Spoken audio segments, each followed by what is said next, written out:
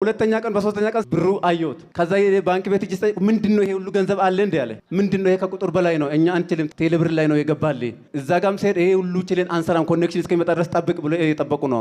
ቴሌብር ማለት ነው ኮኔክሽን እስከሚመጣ ድረስ ማሰራት አንችልም ወይ ኮኔክሽን ሲመጣ ነው የምንሰራ እንጂ ምንድነው ይሄ ሁሉ ገንዘብ አለ እንዴ በዚህ ሀገር አሉ።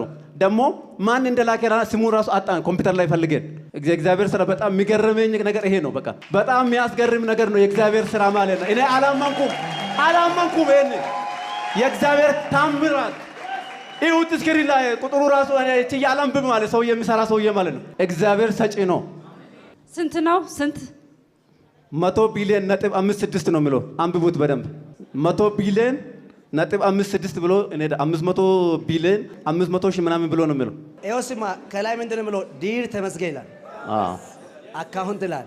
yes አንበበው እስኪ 100 ቢሊዮን 568 ሚሊዮን 298